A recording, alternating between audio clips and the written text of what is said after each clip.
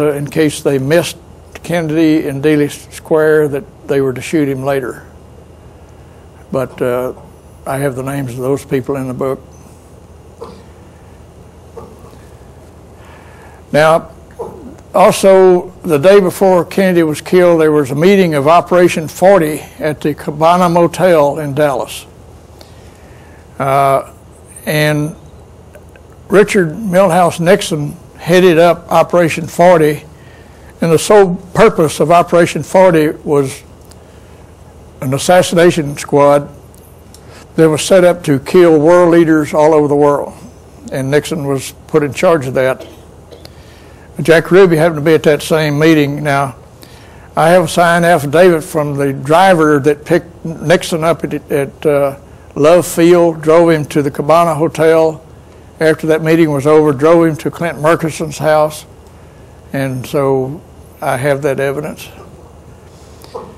E. Howard Hunt was there, Maritza Lorenz. These other people were CIA operatives. They were there to make sure everything was going all right.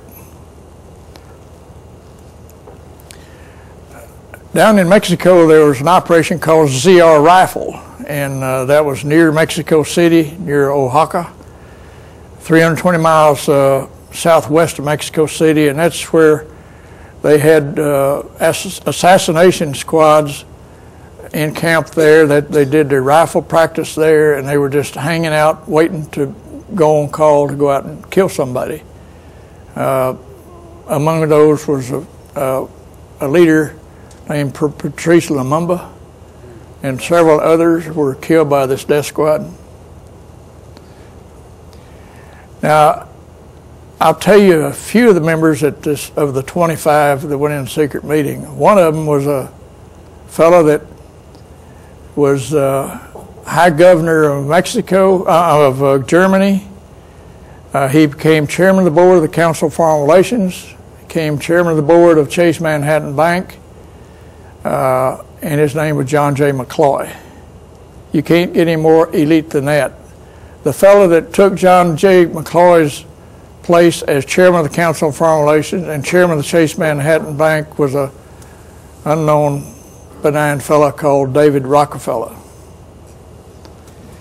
But you have the number one guy in the elite that answered directly to the Rothschilds and the Rockefellers was at this meeting, and the purpose of that meeting was to cover up the evidence and put out information about the death the next day.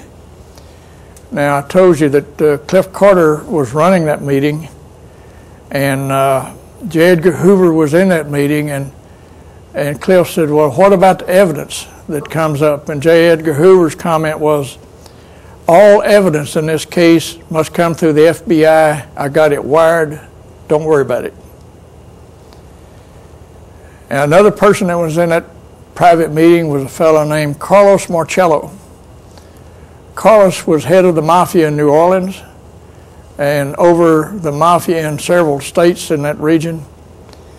And so you have the head of the elite in the same room, sitting around the same table as the head of the FBI and the head of the local mafia, plotting to cover up the killing of the president the next day.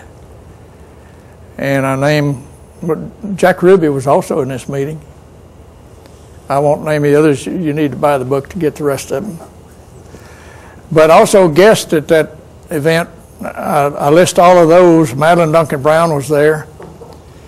I don't know whether I've said it yet, but when Johnson came out of that meeting, he walked over to Madeline, and she thought he was going to say, I'll meet you at the hotel when I leave here, but what he really said was, after tomorrow, that blankety blank Kennedy will never embarrass me again. That's not a threat, that's a promise.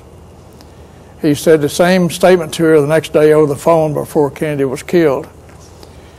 Now, from the Murchison meeting, Johnson didn't go to a hotel with Madeline. Instead, he went to an all-night joint in Fort Worth called The Cellar.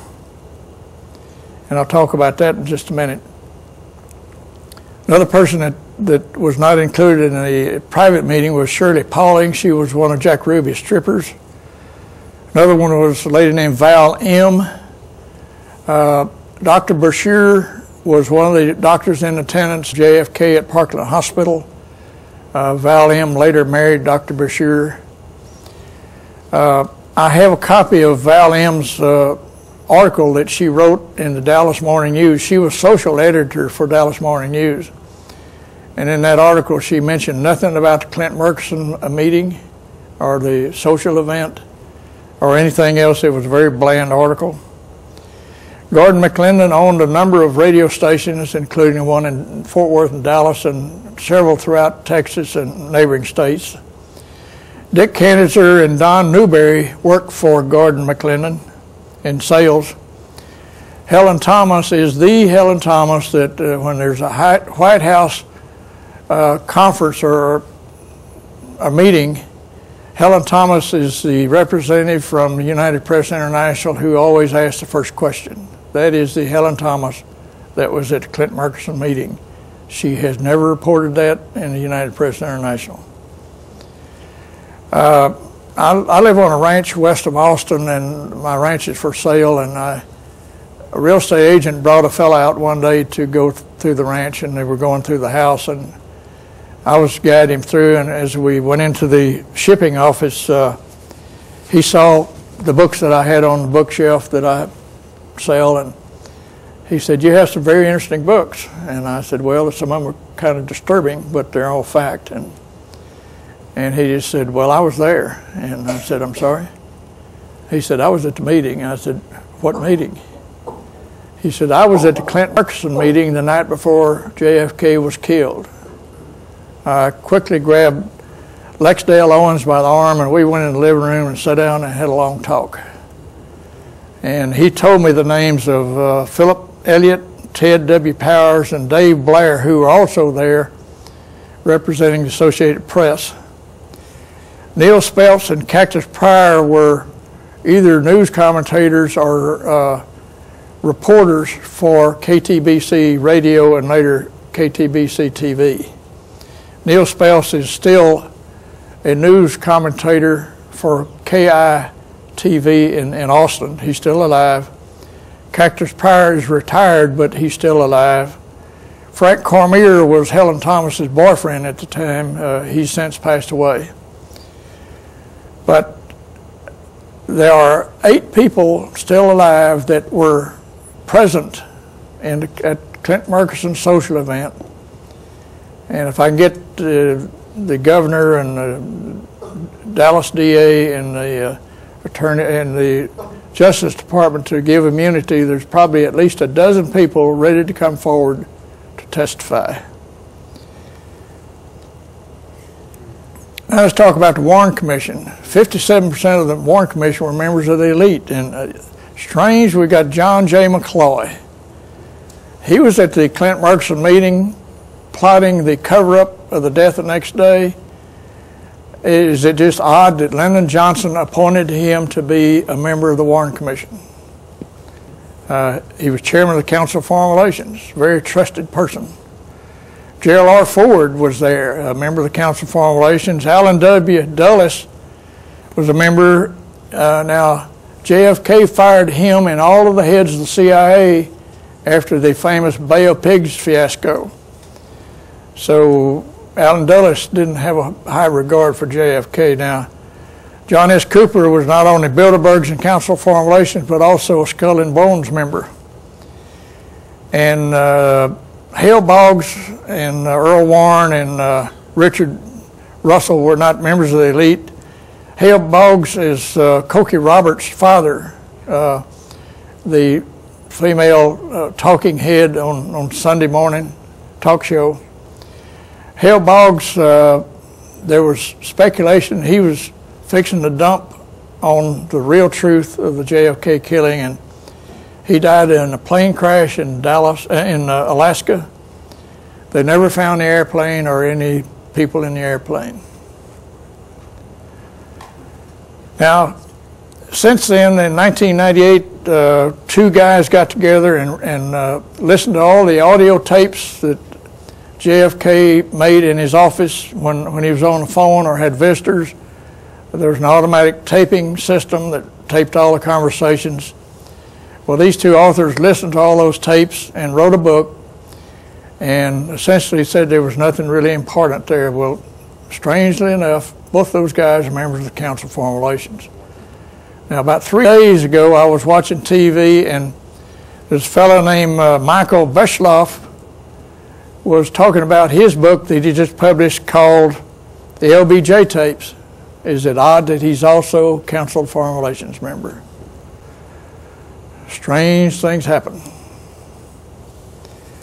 Now, in Madeline's book, Texas in the Morning, she talks about an organization called the 8F Group, and that's simply the number of the hotel room in the Rice Hotel in Houston, Texas, where the big movers and shakers met to play poker and sort of plot against the rest of us. And one of those members was a fellow named John J. McCloy. Strange. Now, why did he kill JFK? The main reason is he signed Executive Order 11110 instructing the Treasury Department to print $4.3 billion worth of silver certificates in direct competition with the Federal Reserve and their Federal Reserve notes. That's the reason he was killed, the same reason that Lincoln was killed. You're messing with the Rothschilds and their money system. Now, there are several other reasons that a lot of people hated JFK and Bobby. JFK had already issued orders to start pulling the troops out of Vietnam, that it was a failed effort, and he said, let's bring it to a halt. Shortly after JFK was killed, Lyndon Johnson signed an executive order telling them not only to quit bringing the troops out, but to add to them, because the international bankers owned the military and industrial complex who made money off of wars. And Robert Strange McNamara said in his book and on TV several times that he could have stopped the Vietnam War 4 or 5 years ahead of time it was, but he didn't have the courage to go up against the big boys. There's also evidence that JFK would have stopped the Cold War many years before it did. And there's also evidence that he was aware of the secret government that's really in charge, the shadow government. There's no person named Kennedy in the Kennedy clan that's ever been a member of the secret groups. They've been excluded because they were not trusted. And there's good evidence that JFK would have probably asked Congress to repeal the Federal Reserve Act because he'd already issued money in competition with them. He fired the heads of all of the CIA because of the Bay of Pigs fiasco. He was going to, at the time of his death, J. Edgar Hoover was 72 years of age, and Kennedy was going to make him retire. The retirement age was 70, and he'd gone overboard, and so Kennedy was going to make him retire, and Hoover didn't want to retire.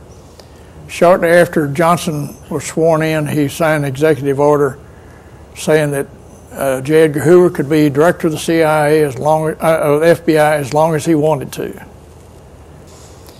The mafia was against both Kennedys because both Jack and Bobby were trying to put them all in prison. Now, one of the contributing factors to JFK winning the election was the mafia in Chicago. And Joe had promised that if the mafia in Chicago helped get him elected, that they would have an easy ride. Well, he couldn't. He was promising out of Joe's mouth. He wasn't promising out of Jack and Bobby's mouth, and so they didn't go through with that. So they were after him. Johnson also found out that he was going to be left off the ticket in the next election, and he desperately wanted to be president. And there's strong evidence that JFK would probably have apologized to Castro for the famous Bay of Pigs fiasco. In terms of security, there was no police officers assigned to protect JFK except the motorcycle patrolmen that were escorting the limousine. The sheriff's department only had one man there, and he wasn't there to protect but to kill JFK. And I name him in the book. Now, I